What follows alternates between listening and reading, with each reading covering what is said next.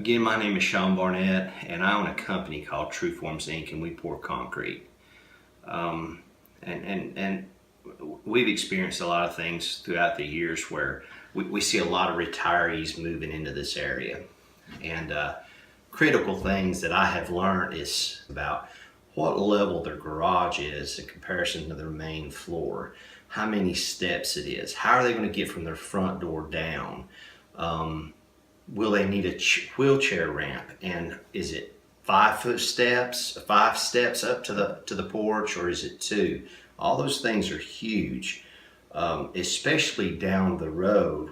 So what we try to do is, based on the location of it and how much room they have, we'll modify, turn, put platforms in, turn it, go up so many feet, and turn it again. Just depends on what they need.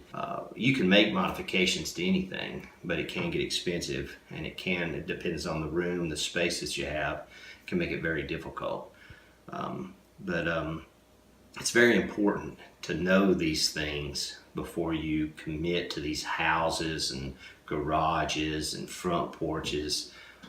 Those things are all beautiful and important, but you better make sure that they're functional and have a plan.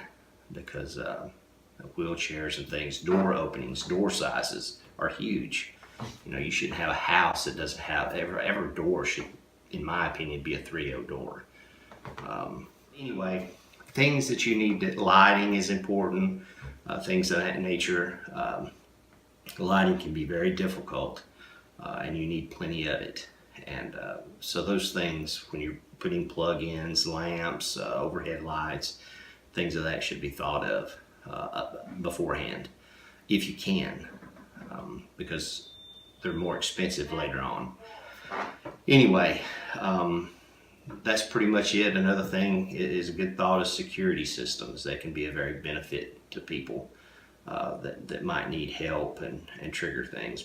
And you can read up on those and look at those too. We do a lot of stuff via concrete and pedestals and sensors on these things about people falling off and whatnot. We had an individual who had a lot of resources, you could say, and she had a garden, and she was an elderly lady, and she had bad hip and knees, didn't get around very well. Anyway, she liked to garden, and she had a number of steps, and we poured this elaborate concrete step pathway down.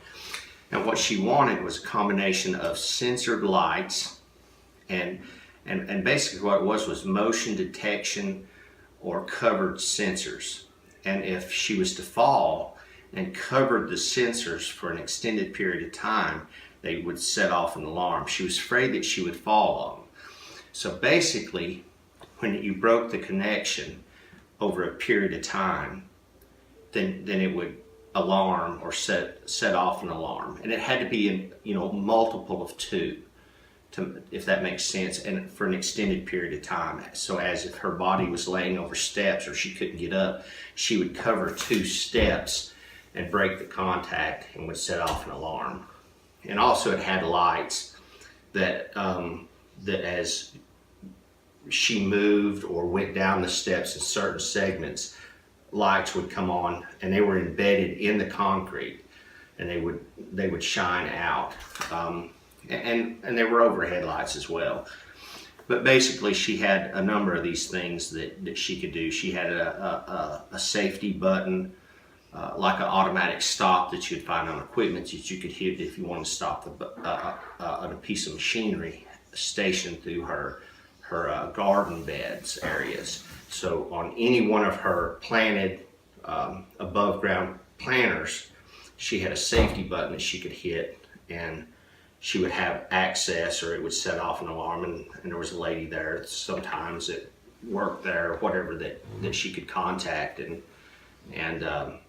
would come help her. But it was a good quick, if she needed help, she didn't feel like getting back up the steps, they could come down and get her. They had a Polaris that they would take her up there in or whatever. So, I mean, she had other means to get around, but pretty elaborate system that she had. But anyway, that's just one of the little things that we built and embedded sensors and light sensors in for her. Thank you.